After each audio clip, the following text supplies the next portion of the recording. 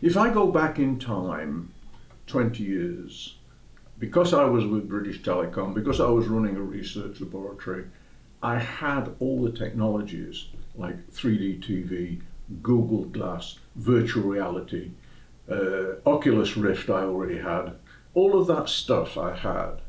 And I set up to do a number of things. I worked with the military. We were doing in-flight testing, we were doing virtual gunnery ranges, we were doing all kinds of things. But with the medical profession, the obvious thing, I wanted to do some virtual surgery.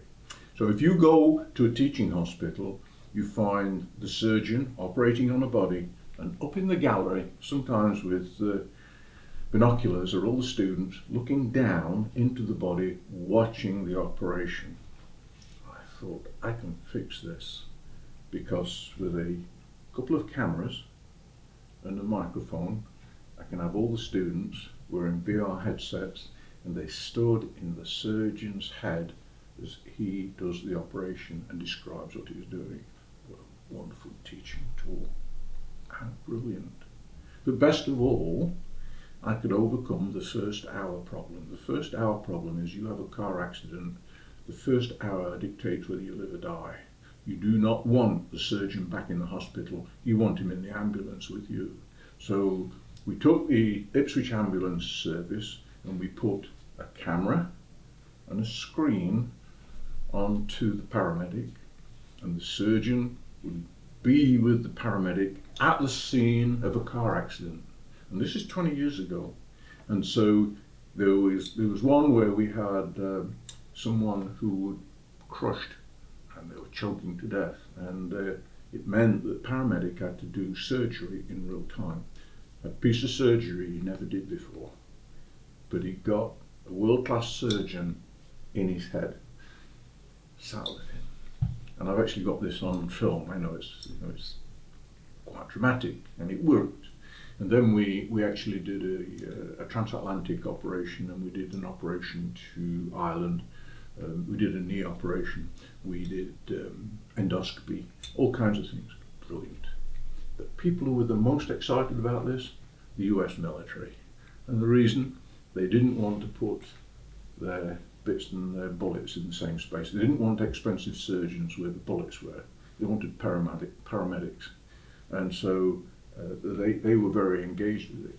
What happened to that technology? It went on the shelf. And why? Why? Because of people. It doesn't matter what you invent, it doesn't matter what you do. The ultimate arbiter are people.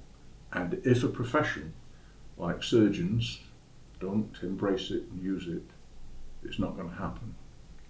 And I came to the conclusion we really had to wait for a whole raft of surgeons to die, to be replaced by youngsters who would pick up the technology because they were steeped in technology and they were willing to try anything. And I think the time for that technology is now, because we have a lot of new young surgeons. They're late 30s. They've been in technology. They've had more or less had computers all their lives, and they're good for anything. And I think that's one way of magnifying the power of the surgeon. And so what I actually see out there is you go to a teaching hospital, you'll find an old surgeon who's doing 3 operations a day, and you'll see a new surgeon who's doing the same operation and they're doing 10 operations a day, but the old guy will not learn from the young guy. This is a way around that problem. And it's a way of teaching people in the second and the third world. It's a way of transporting, if you like, teleporting capability anywhere. And when I started this, I did not start it with a view to surgery. I started this with a view to repairing high-tech equipment like jet engines.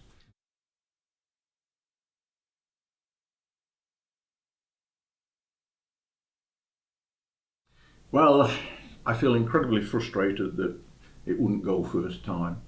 But as a technologist years ago, I recognised that my enthusiasm doesn't necessarily mean it's a good idea. The acceptance of the human race sometimes takes a while, but I also feel, I don't think the word is smug, I feel kind of pleased that my team and I came up with that, we did it, and it's sat there good to go.